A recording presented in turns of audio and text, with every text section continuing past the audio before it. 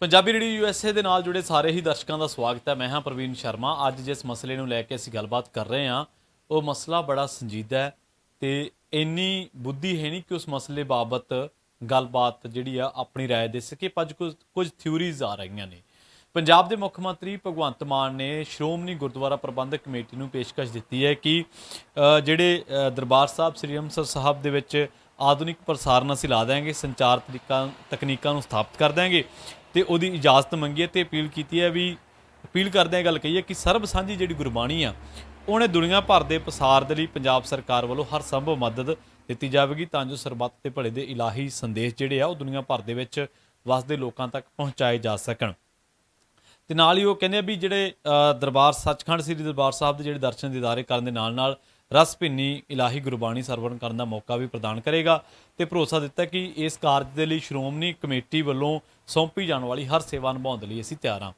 ਉਸ ਤੋਂ ਬਾਅਦ ਜਿਹੜੀ ਹੈ ਉਹ ਸ਼੍ਰੋਮਣੀ ਗੁਰਦੁਆਰਾ ਪ੍ਰਬੰਧਕ ਕਮੇਟੀ ਜਿਹੜੇ ਪ੍ਰਧਾਨ ਸਾਹਿਬ ਨੇ ਧਾਮੀ ਸਾਹਿਬ, ਉਹਨਾਂ ਨੇ ਵੀ ਆਪਣਾ ਜਿਹੜਾ ਪੱਖ ਰੱਖਿਆ। ਉਹਨਾਂ ਨੇ ਕਿਹਾ ਕਿ ਸਰਕਾਰ ਨੂੰ ਇਸੇ ਤਰ੍ਹਾਂ ਦਖਲ ਦੇਣ ਦੀ ਇਜਾਜ਼ਤ ਨਹੀਂ ਦਿੱਤੀ ਜਾਊਗੀ ਜਾਂ ਉਹਨਾਂ ਨੇ ਆਪਣੀ ਤਰਕ ਦੇ ਨਾਲ ਆਪਣੀ ਗੱਲ ਰੱਖੀ ਹੈ।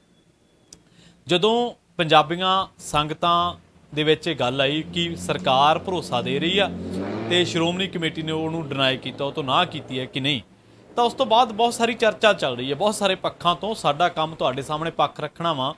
4 ਥਿਊਰੀਜ਼ ਆ ਰਹੀਆਂ ਨੇ, 4 ਤਰ੍ਹਾਂ ਦੇ ਲੋਕ ਨੇ ਜਿਹੜੇ ਇਸ ਬਾਬਤ ਆਪਣੀ ਰਾਏ ਦੇ ਰਹੇ ਨੇ। ਅਸੀਂ ਆਪਣਾ ਪਰਸਨਲ ਕਮੈਂਟ ਕੋਈ ਨਹੀਂ ਦੇ ਰਹੇ। ਉਹ ਪਹਿਲੇ ਲੋਕ ਉਹ ਨੇ ਜਿਹੜੇ ਸਰਕਾਰ ਦੇ ਫੈਸਲੇ ਦਾ ਸਵਾਗਤ ਕਰਦੇ ਆ ਕਿ ਹਾਂ ਜਿਹੜੇ ਸਰਕਾਰ ਦਾ ਫੈਸਲਾ ਵਾ ਉਹ ਸਹੀ ਹੈ ਬਿਲਕੁਲ, ਤੇ ਸਰਕਾਰ ਇਸ ਤਰ੍ਹਾਂ ਕਰਕੇ ਵਿਸ਼ਵ ਦੇ ਕੋਨੇ-ਕੋਨੇ ਤੱਕ ਪਾਵਨ ਪਵਿੱਤਰ ਗੁਰਬਾਣੀ ਜਿਹੜੀ ਆ ਪਹੁੰਚਾ ਸਕਦੀ ਹੈ। ਦੂਜਾ ਇਹ ਆ ਕਿ ਜਿਹੜੇ ਲੋਕ ਸਰਕਾਰ ਨਾਲ ਤਾਂ ਤਾਲੁਕਾਤ ਜਾਂ ਸਰਕਾਰ ਦੇ ਨਾਲ ਤਾਂ ਜਿਹੜੀ ਉਹਨਾਂ ਦੀ ਸਹਿਮਤੀ ਉਹ ਨਹੀਂ ਆ, ਪਰ ਉਹ ਕਹਿੰਦੇ ਕਿ ਐਸਜੀਪੀਸੀ ਆਪ ਹੀ ਸੈਟਅਪ ਕਰੇ ਸਾਰਾ, ਤਾਂ ਜੋ ਇਲਾਹੀ ਗੁਰਬਾਣੀ ਦੇ ਜਿਹੜੇ ਜਾਂ ਸ਼ਬਦ ਕੀਰਤਨ ਹੈ ਉਹ ਦੁਨੀਆ ਦੇ ਕੋਨੇ-ਕੋਨੇ ਤੱਕ ਪਹੁੰਚ ਸਕੇ। ਜਿਹੜੇ ਤੀਜੇ ਆ ਉਹ ਕਹਿੰਦੇ ਕਿ ਨਾਨਕ ਨਾਮ ਲੇਵਾ ਸੰਗਤਾਂ ਨੂੰ ਆਵਾਜ਼ ਮਾਰ ਲਈ ਸ਼੍ਰੋਮਣੀ ਕਮੇਟੀ ਸੈਟਅਪ ਆਪੇ ਕਰ ਦੇਣਗੇ। ਅਸੀਂ ਜਾਣਦੇ ਹਾਂ ਵੀ ਦੁਨੀਆ ਭਰ ਦੇ ਵਿੱਚ ਸਿੱਖ ਭਾਈਚਾਰੇ ਦੇ ਲੋਕ ਜਾਂ ਗੁਰਬਾਣੀ ਨੂੰ ਪਿਆਰ ਕਰਨ ਵਾਲੇ ਲੋਕ, ਗੁਰਦੁਆਰਾ ਸਾਹਿਬਾਨ ਨੂੰ ਇੱਜ਼ਤ ਦੇਣ ਵਾਲੇ ਲੋਕ ਬਥੇਰੇ ਨੇ ਔਰ ਵੱਡੇ ਵੱਡੇ ਅਹੁਦਿਆਂ ਤੇ ਨੇ। ਜੇਕਰ ਟੈਕਨੀਕਲੀ ਲੋਕਾਂ ਨੂੰ ਵੀ ਆਵਾਜ਼ ਮਾਰ ਲਈ ਜਾਵੇ ਸ਼੍ਰੋਮਣੀ ਗੁਰਦੁਆਰਾ ਪ੍ਰਬੰਧਕ ਕਮੇਟੀ ਵੱਲੋਂ ਤਾਂ ਉਹ ਨਾ ਨਹੀਂ ਕਰਨਗੇ।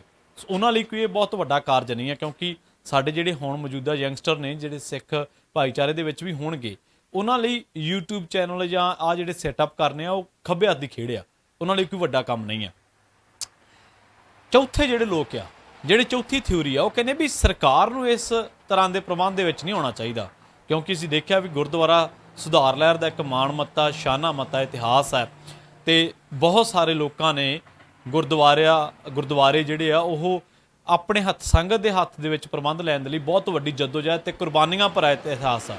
1920 ਦੇ ਦਹਾਕੇ ਜਦੋਂ ਅਸੀਂ ਜਾਂਦੇ ਹਾਂ ਤਾਂ ਸਾਨੂੰ ਪਤਾ ਲੱਗਦਾ ਕਿ ਕਿੱਡੀਆਂ ਵੱਡੀਆਂ ਕੁਰਬਾਨੀਆਂ ਕਰਕੇ ਕਿੱਡੀ ਵੱਡੀ ਲੰਬੀ ਜੱਦੋਜਹਿਦ ਤੋਂ ਬਾਅਦ ਸੱਤਾ ਤੋਂ, ਮਸੰਦਾਂ ਤੋਂ, ਪੁਜਾਰੀਆਂ ਤੋਂ ਗੁਰਦੁਆਰਾ ਸਾਹਿਬਾਨ ਜਿਹੜੇ ਆ ਆਜ਼ਾਦ ਕਰਾਏ ਗਏ, ਪ੍ਰਬੰਧ ਆਪਣੇ ਹੱਥਾਂ ਦੇ ਵਿੱਚ ਲਿਆ ਗਿਆ। ਬਹੁਤ ਵੱਡਾ ਇੱਕ ਇਤਿਹਾਸ ਹੈ, ਸ਼ਾਨਾ ਮਤਾ ਇਤਿਹਾਸ ਹੈ।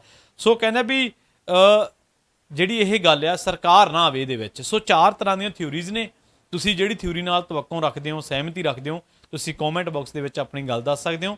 ਔਰ ਦੂਜੀ ਗੱਲ ਇਹ ਵੀ ਜਿਹੜੇ ਹੋਰ ਮਾਹਰ ਨੇ ਉਹ ਕਹਿੰਦੇ ਵੀ ਇਹ ਭਾਵੇਂ ਸੰਗਤਾਂ ਕਿਸੇ ਵੀ ਥਿਊਰੀ ਤੇ ਯਕੀਨ ਕਰਨ, ਪਰ ਇਹ ਪਹਿਲੀ ਦਫਾ ਹੈ ਜਦੋਂ ਕਿਸੇ ਪੰਜਾਬੀ ਮੁੱਖ ਮੰਤਰੀ ਨੇ ਜਾਂ ਕਿਸੇ ਵੀ, ਕਿਉਂਕਿ ਸਿੱਖ ਮੁੱਖ ਮੰਤਰੀ ਬੜੇ ਬਣੇ ਨੇ, ਪੰਜਾਬੀ ਮੁੱਖ ਮੰਤਰੀ ਬੜੇ ਬਣੇ ਨੇ, ਇਹ ਪੇਸ਼ਕਸ਼ ਕਿਸੇ ਸਰਕਾਰ ਨੇ ਨਹੀਂ ਕੀਤੀ ਕਿ ਇਸ ਤਰ੍ਹਾਂ ਐਸਜੀਪੀਸੀ ਨੂੰ ਇੱਕ ਸੈਟਅਪ ਦਿੱਤਾ ਜਾਏ ਜਿਹਦਾ ਖਰਚਾ ਵੀ ਸਰਕਾਰ ਕਰੇ ਔਰ ਉਹਦੇ ਸੈਟਅਪ ਦੇ ਤਹਿਤ ਜਿਹੜੀਆਂ ਵਾ ਉਹ ਸੰਗਤਾਂ ਆਪਣੇ ਜਿਹੜੇ ਕੀਰਤਨ ਆ, ਰਸ ਭਿੰਨੇ ਕੀਰਤਨ, ਇਲਾਹੀ ਬਾਣੀ ਦੇ ਜਿਹੜੇ ਸੰਦੇਸ਼ ਆ ਉਹਨਾਂ ਨੂੰ ਹਾਸਲ ਕਰ ਸਕੇ। ਸੋ ਇਹ ਚੀਜ਼ ਆ, ਇਹ ਸਾਰੀ ਅੱਜ ਤੋਂ ਬਾਅਦ ਜਿਹੜੀ ਚਰਚਾ ਚੱਲੀ ਹੈ ਐਸਜੀਪੀਸੀ ਦੇ ਪ੍ਰਧਾਨ ਸਾਹਿਬ ਦੀ ਗੱਲ ਜਿਹੜੀ ਆ ਉਹ ਬੇਸ਼ੱਕ ਜਾਂ ਗੁਰਦੁਆਰਾ ਸਾਹਿਬਾਨ ਦੇ ਵਿੱਚ ਸਰਕਾਰੀ ਦਖਲ ਦੀ ਗੱਲ ਤਾਂ ਸਿੱਟੀ ਨਹੀਂ ਜਾ ਸਕਦੀ, ਪਰ ਸੰਗਤਾਂ ਦੀ ਮੰਗ ਜ਼ਰੂਰ ਆ ਕਿ ਦਰਬਾਰ ਸਾਹਿਬ ਤੋਂ ਪਾਵਨ ਪਵਿੱਤਰ ਗੁਰਬਾਣੀ ਦੇ ਪ੍ਰਸਾਰਨ ਸੰਬੰਧੀ ਇੱਕ ਪਰਿਵਾਰ ਦਾ ਇੱਕ ਅਧਿਕਾਰ ਖਤਮ ਹੋਣਾ ਚਾਹੀਦਾ ਹੈ ਤੇ ਵਿਸ਼ਵ ਦੇ ਹਰ ਕੋਨੇ ਦੇ ਵਿੱਚ ਇਸ ਪਾਵਨ ਪਵਿੱਤਰ ਗੁਰਬਾਣੀ ਜਾਂ ਦਰਬਾਰ ਸਾਹਿਬ ਦੇ ਜਿੱਥੇ ਕੀਰਤਨ ਹੁੰਦੇ ਨੇ ਜਾਂ ਉੱਥੇ ਜੋ ਵੀ ਧਾਰਮਿਕ ਪਰੰਪਰਾਵਾਂ ਹੁੰਦੀਆਂ ਨੇ ਉਹਨਾਂ ਦੇ ਜਿਹੜੇ ਪ੍ਰਸਾਰਨ ਦੇ ਜਿਹੜੇ ਪਹੁੰਚਾਉਣ ਦੇ ਉਪਰਾਲੇ ਜਿਹੜੇ ਉਹ ਕੀਤੇ ਜਾਣ। ਅਸੀਂ ਦੇਖਿਆ ਕਿ ਬਹੁਤ ਲੰਬੇ ਸਮੇਂ ਤੋਂ ਬਾਦਲ ਪਰਿਵਾਰ ਤੇ ਇਲਜ਼ਾਮ ਲੱਗਦਾ ਰਿਹਾ ਕਿ ਇਹਨਾਂ ਨੇ ਗੁਰਬਾਣੀ ਦੇ ਪ੍ਰਸਾਰਨ ਤੇ ਵੀ ਇੱਕ ਅਧਿਕਾਰ ਕਰ ਲਿਆ। ਸੋ ਬਹੁਤ ਸਾਰੇ ਲੋਕ ਇਹ ਵੀ ਸੁਝਾਅ ਦੇ ਰਹੇ ਨੇ ਕਿ ਜੇਕਰ ਉੱਥੋਂ ਇੱਕ YouTube ਚੈਨਲ ਦਾ ਸੈਟਅਪ ਕਰਕੇ ਸਟ੍ਰੀਮ ਦਿੱਤੀ ਜਾਵੇ ਤਾਂ ਉਹਦੇ ਤੇ ਇੰਨੀ ਕੁ ਸਟ੍ਰੀਮਿੰਗ ਹੋ ਜਾਣੀ ਕਿ ਉਸ ਰੈਵਨਿਊ ਨੇ ਸਾਰਾ ਕੁਝ ਕਰ ਦੇਣਾ ਵਾ।